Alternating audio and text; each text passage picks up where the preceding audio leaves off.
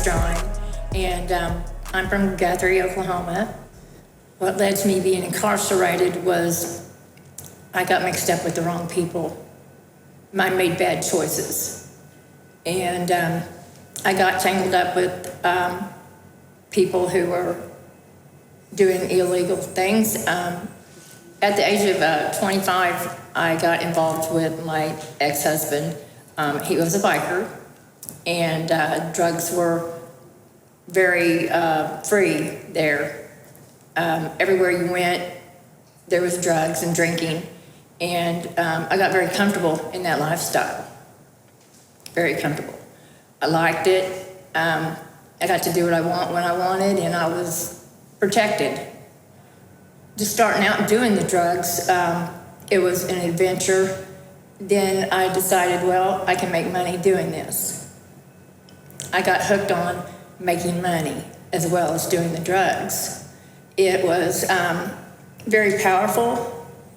The money was really good, and you got what you wanted.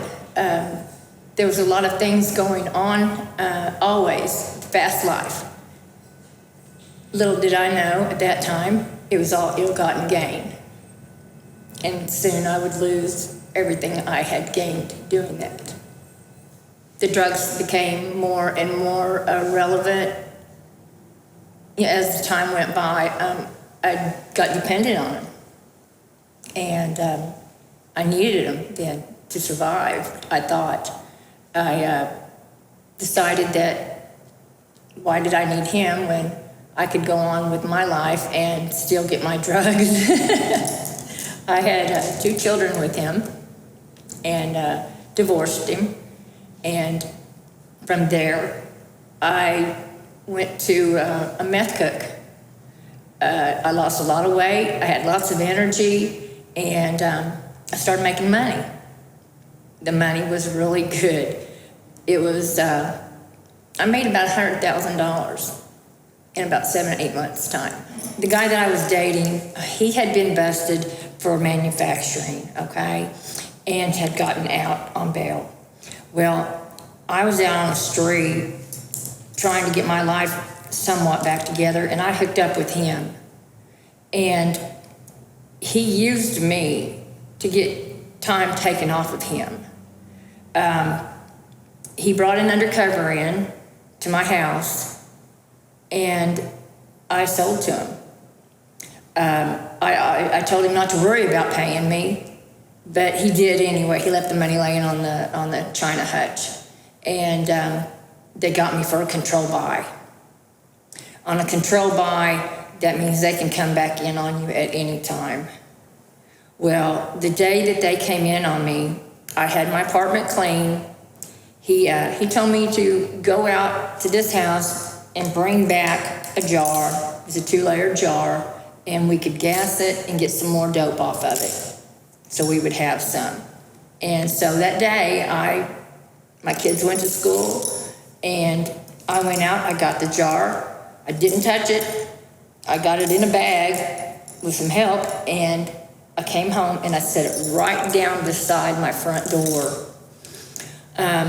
My kids came home from school. They didn't know about any drugs being there at the house. And we had supper, and after supper, we laid down, and we went to sleep. Well, I woke up about 10:30, and when I did, I thought, oh boy, I still got drugs in my house. So I went to call my boyfriend who brought the undercover in, and he said, yeah, he'd be right there. And the door, knock, knock, knock. I stood up, and when I looked around the corner, my heart sank to my gut, and in they came. I had the dream that this was going to happen. I knew how I was going to get busted, and I tried to change it. There was no changing it, because it happened just like I saw it. He ended up, I believe, with 6 years, and I ended up with 27. And they said that the guy that he brought in had a microphone on him, and it was all recorded, which I don't believe it was. But I will tell you this, that when I got busted, they took me to county, and I was in county for a week. I got out. Okay, I got out. What Les did for me, which I did not know he was my rat, he had ratted me out, he gave me $1,000 and an ounce of dope to take to an attorney. The attorney was in the building right next to the downtown Oklahoma City courthouse on the top floor. I took the ounce of dope and $1,000, and I went up and I gave it to the attorney. The attorney said he would be right back. About 15 minutes later, he walked back in the room, and he handed me a piece of paper. The paper he handed me was exactly how the deal went down, but the names were blacked out. My knees buckled and I hit the floor. I couldn't believe it. I just couldn't believe it. But it was him. And I told the guy thanks and left.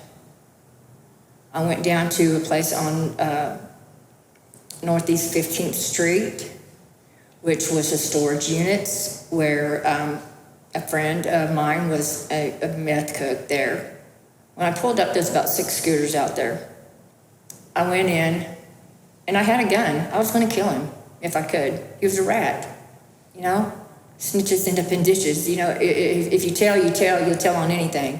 And I walked into the shop that day, and the old boy came up to me and said, what are you doing? I said, he's a rat. And I showed him the paper.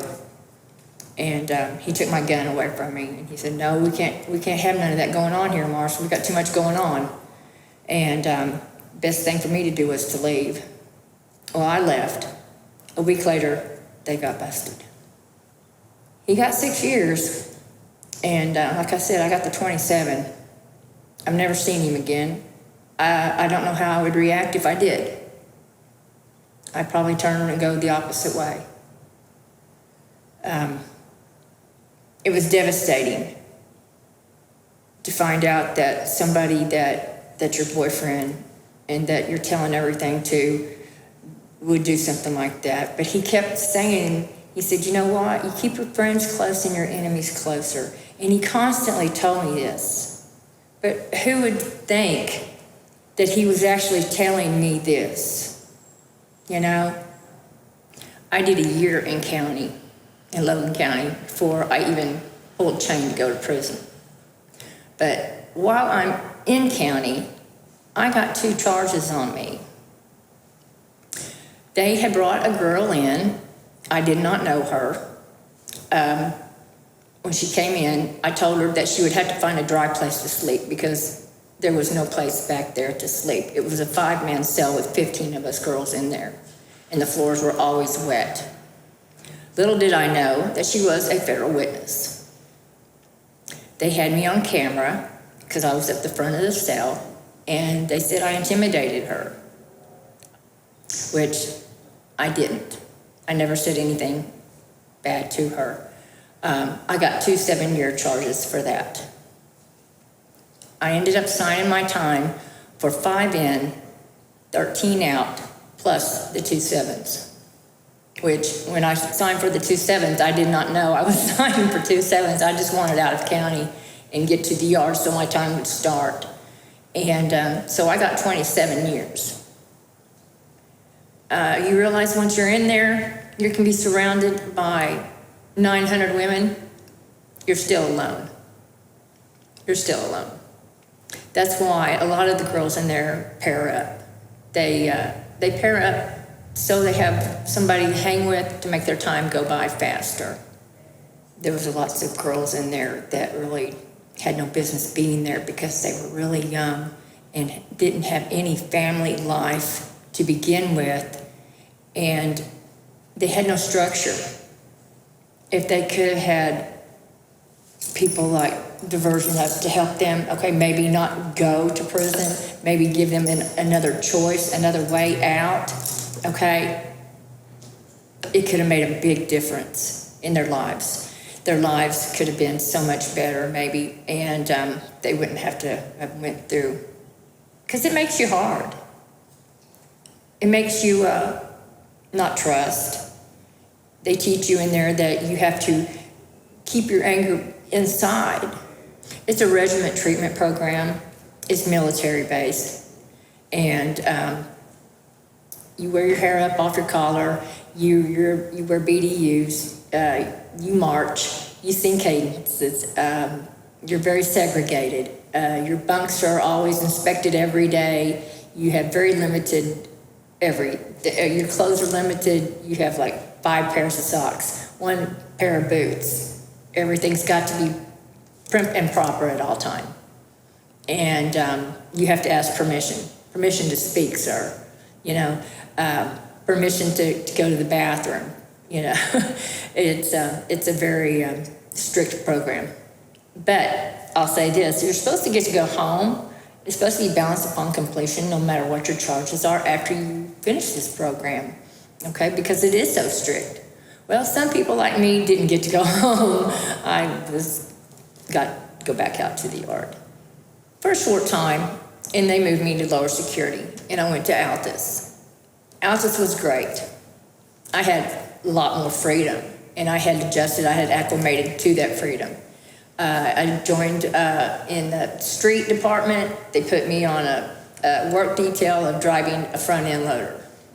I got to be out in the public, and I got to do pretty much, you know, what they needed me to do, but it was something, it wasn't behind a fence. You know, I was learning to get back into society at that point. It was challenging not to get in trouble. There were men. And I had been so long without the company of a man, and surrounded by all these women. So that alone too was challenging. And after that, I ended up down at Oklahoma Halfway House. Oklahoma Halfway House was a co-ed prison. Okay, it had fed and state people there. The girls were on one wing and the guys were on another, but we all intermingled. And they offered us a way to earn money, to acclimate back into society, and right before we got out. So I got a job working at Langston's and selling men's boots, and that was a good job. And I had already signed, my papers were been signed. Mary Fallon was the governor back then, and she had signed my papers, and they were sitting on her desk, and everybody knew that after they signed like 3 months, then you were out. Well, it had been like 7 months, and I was still in, and I was selling boots, and a senator came in to Langston's looking for boots. I did not know he was a senator, and he did not know I was in a work release program. But I helped him, and he did buy some boots. And he asked me if I would like to go out sometime. And I had to explain to him, which was very embarrassing, that I was in a work release and my papers had been signed and I was still waiting to be released. So he said, okay, well, I wasn't expecting it, but about 2 weeks after that, I got a call. And it was the work release people, and they said that my papers had been pushed through. And he got me out. He went above and beyond what he had to do, and he got me out of there. Or I still would have been lost in the shuffle probably, who knows, in the paperwork. And I was very grateful. I've never seen him again. But, and I would like to tell him thank you if I ever did see him again. But it took that for me to get out. Or who knows how long I would have been in there. My record followed me. Everywhere I went, if I tried to get a place to live, they did a background check. And even though I hadn't been in trouble, it didn't matter. I hadn't been in trouble since I got out. They'd seen my background and they'd seen that I'd been in prison and what for, even though I wasn't the same person. And I got denied places to live. It was really hard to find a place to live. Like credit cards and stuff like that, what they do a check on you. They do a background check on you everywhere you go. And that background check is going to say what you were in prison for, how long you were there, Were you in trouble? Were you a troublemaker? And the charges that I had on me were very violent. They hindered me from just about everything, even though I was not that person at all. You just hope that people will overlook and forgive. They don't ever forget, ever. Everywhere I go now, I see somebody I know, and I know that they know. And it is, it's embarrassing. And it's just humiliating. It's very humiliating. And if people had known, if I had known back then what I know now, boy, I tell you what, I never would go back to prison. I never would have chose that life. It was fun, yes, but you know what? It wasn't worth it. And it's still, today, the reason I'm in my house that I'm in is because of my support system, because of my parents. And if it hadn't been for them, I wouldn't have made it at all. And with a good support system, my parents, I did not go back to prison. And I thank God for that. I will say this, my boys, I lost my boys. They went to their father. I did not get to see them. My youngest boy, Michael, it was 17 years before I got to see him. My kids have all grown up and have kids now, and they live in different parts of the state. I have little, I don't get to speak with them very often. Stephen is my middle child. He hasn't anything to do with me whatsoever because I went to prison. He's in the Marines and he's doing great. I'm just now starting to talk to Michael, my youngest. I do have another son, Trey. He is my oldest. And he lives in Guthrie, around the corner from me, actually. And I do get to see him every once in a while, but he doesn't speak to me either. Not really. And the whole life that I led, you know, it wasn't worth it. I will say this. My kids, even though they went to their father, they turned out very well. They really did. And if it meant for my kids to turn out as well as they did, I'd do it all over again. And now I live in Guthrie with still the support system of my parents. And I have a very nice home. I live by myself. I have 3 cats. And we have a nice little neighborhood, and it's all quiet. And I have very few friends, but that's okay. You know, I don't need a lot of friends because those friends lead me into getting in trouble. And I'm getting too old to be in trouble. I show myself grace by forgiving myself first off. Okay? Because of all the bad mistakes I made. And I have forgiven myself. And being close with my parents and my relatives, it helps. I try not to fall back on that. I try to close the chapter and look for the positive in everything and help other people who need help as far as advice and being a positive person out there today. And that alone brings positivity back to you. And with being positive, it just floods you with good things and good people. It helps with just living, getting up every morning and knowing that it's going to be a good day. It's a good day when you don't wake up behind a fence. You're not supposed to go back to your people, places, and things once you get out of prison. And I was really kind of worried about going back to Guthrie. Once I got there and I got comfortable being there, it worked out. It worked out for me. The people are, they are forgiving. And they have helped me a lot. And knowing the people that I do know and that my parents knows has helped me a lot to get to where I am at now. So I do owe them a lot of thanks. My parents are there, and I have a beautiful home that I never could dream of ever living in.